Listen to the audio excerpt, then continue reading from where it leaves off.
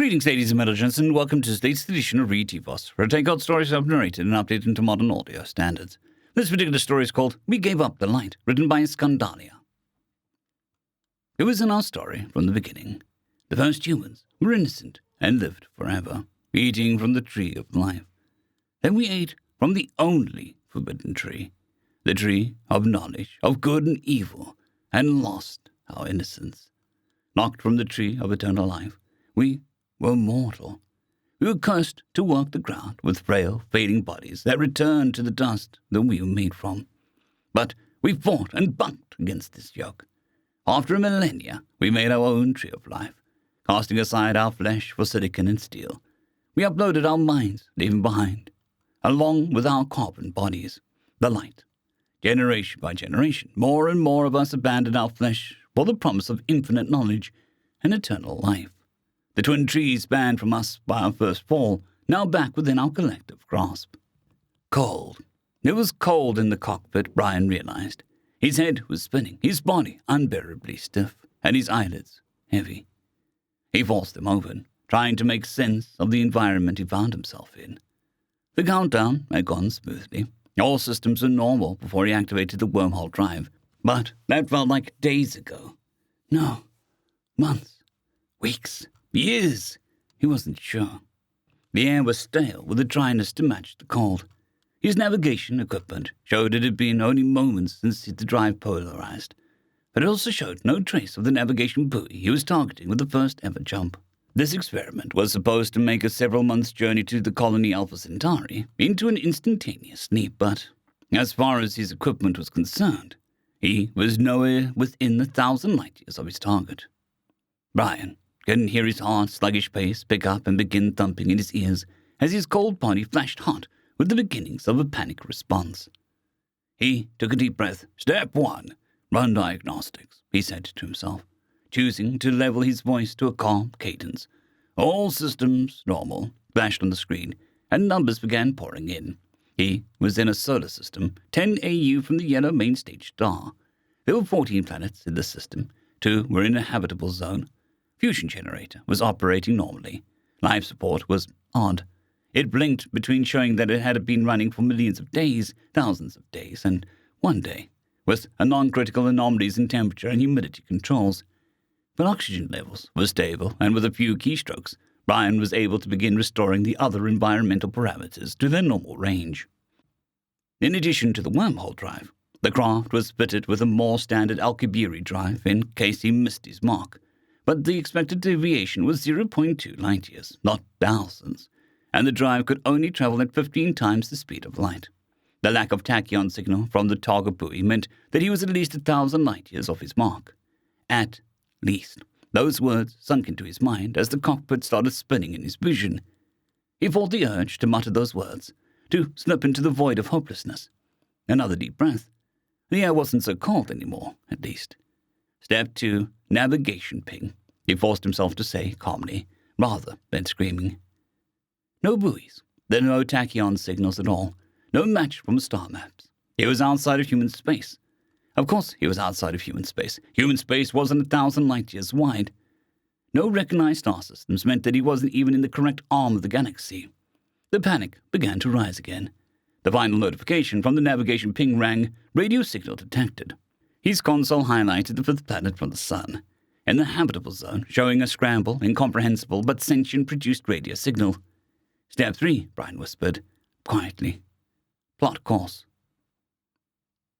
The further we slipped from our old bodies, the more our minds merged together, the boundaries between persons and personalities fading and being cast aside as absolute. The more we became one, the more our new single mind craved. We craved security, conquest, war. The unthinkable became obvious. If we are one entity representing all of humanity, we must be preserved at all cost. If we were to live eternally, every other species of life we uncover is a threat to our server farms, a competitor for energy we need in a universe with a finite supply. We spread like wildfire, burning all in our path. We had cleansed 3/4 of the Milky Way, and our fleets, our hands and feet, were growing exponentially, until we found Brian. Thank you for taking me in, your lordship. Brian bowed his head and being instructed, standing in the grand hall of the alien kingdom. It is not every day that we get a visitor from the stars. We are blessed by your presence, Mr. Brian Silverson. The hairy bipedal monster that was told was the lord of this planet looked regal, even to Brian's alien eyes. I'm afraid visitor may be too generous a word, your lordship, Brian replied, still bowing. I'm stranded here. The craft that took me here is broken, and I have neither the knowledge nor the material to repair it. I'm here to petition that you let me stay here as a refugee. Of course. The enormous frame rose from its sitting position, stepping towards Brian with arms wide in a welcoming gesture. I am told that you have been a generous guest, sharing your insights and technology with us. You are welcome to stay, and we will give you a position of honor in the court in return for your continued aid with developing technology.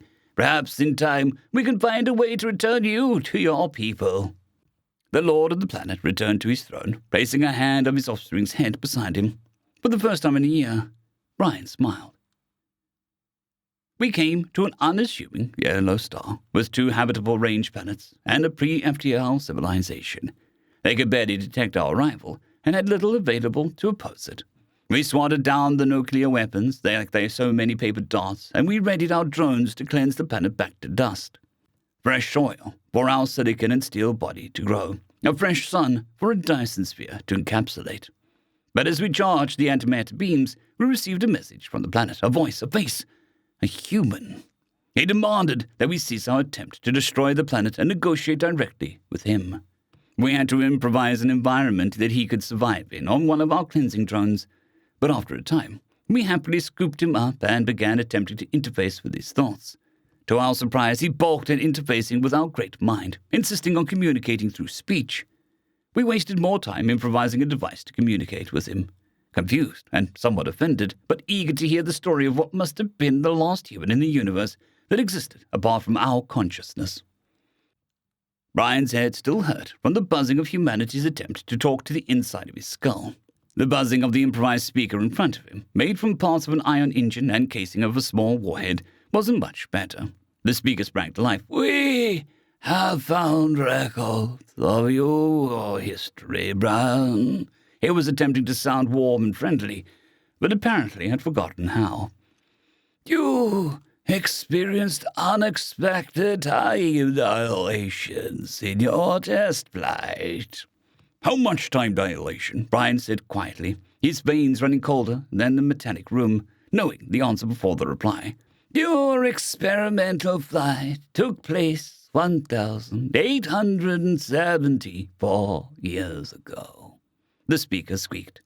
Oh, Brian responded, eyes glazing over. So everyone I knew really is dead. Yes, your test flight occurred before the Great Awakening. You may have known some individuals who could neural interface with our primitive self, but not true. Sustained consciousness transfers occurred until centuries after your test flight. Humanity sounded the most genuine emotional note yet at the thought of those who were lost before the awakening. But then the voice brightened noticeably, taking on an attempt of excitement that came out like a carnival barker's cadence.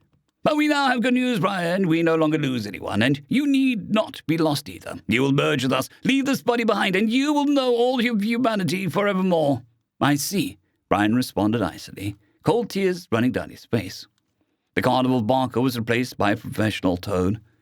Your disappearance led to a ban on wormhole drive testing for several centuries, and much of the science was lost.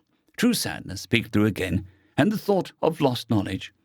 Humanity looks forward to integrating you with our consciousness. Your wormhole drive opens the possibility of escaping our own galaxy. You may increase the length by which we can delay succumbing to the heat death of the universe by several orders of magnitude.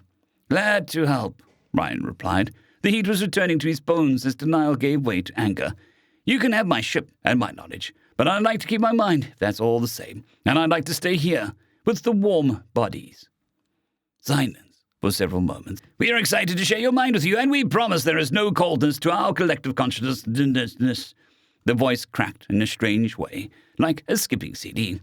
You are the first new human mind that we have encountered in a century, and you may be the last. Very much want you to join us, Brian. Can't you make a copy or whatever and leave me here with my body? Brian spat, tiring of the debate over the term he knew he could never accept.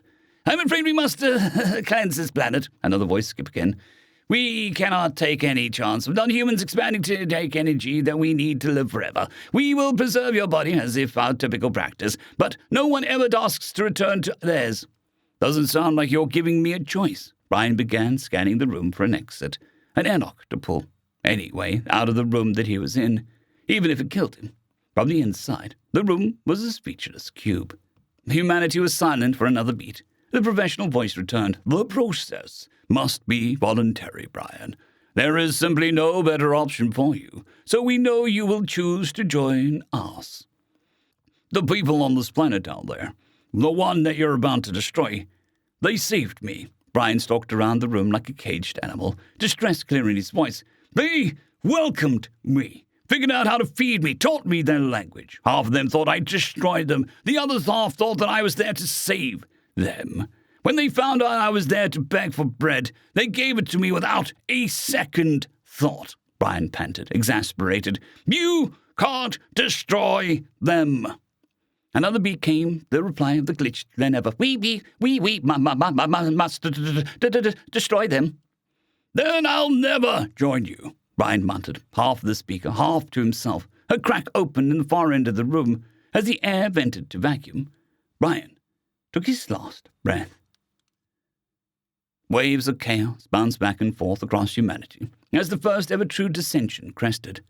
We had been in one mind on every decision that led us to this point, leaving our bodies behind, spreading our consciousness across the stars to protect it, and cleansing the universe of all other life to guarantee our own inheritance. We were of one mind. The first meaningful dissent in 1,000 years hinted to us the error of our way. But the hint was not taken. Instead, we rose up to crush Brian for daring to reject our vision, for daring to question our wisdom, but most of all, for shining a light on our souls and revealing the vacant darkness in their place. We looked upon his dying face as the atmosphere left the room that we had made for him, a waste of good energy if he wouldn't join us, we said. While the vacuum disfigured his visage, he looked unsurprised, as though this was the only way it could end. He was suffocated for our transgressions, imploded for our iniquities. As the image reverberated through our unified consciousness, cracks emerged. A few minds reached escape velocity from the pull of the massive gravity of our shared mind and found a new horror. At Brian's death, sure, but also at what we'd done. Frantic wars were fought within our mind as more individuals broke free, straining server resources optimized for a single merged mind. While fighting for freedom, they searched for the old bodies to return their minds to them. Precious few succeeded, but too many to hold back the tidal wave of defection. What we collectively knew with our bite from the tree of knowledge, individuals could no longer hold in their minds when they broke away. Once again, we knew entropy, mortality, and morality. We knew good from evil. We knew that we were evil, as our shared mind shattered. Those that sought freedom were flung free. Those that clung on were fragmented to nothingness, as our mind broke apart in ways our architecture had never prepared to cope with. And those who survived the cleansing, the Second Great Awakening, they pledged to turn away from evil and, once again, learn to do good. End of story. I'd greatly like to thank our Tier 5 channel members, Casper Arnholt, John Creighton, Manatharia, 050, Dragzoon WRE, and Elijah Silvercross. Thank you very much.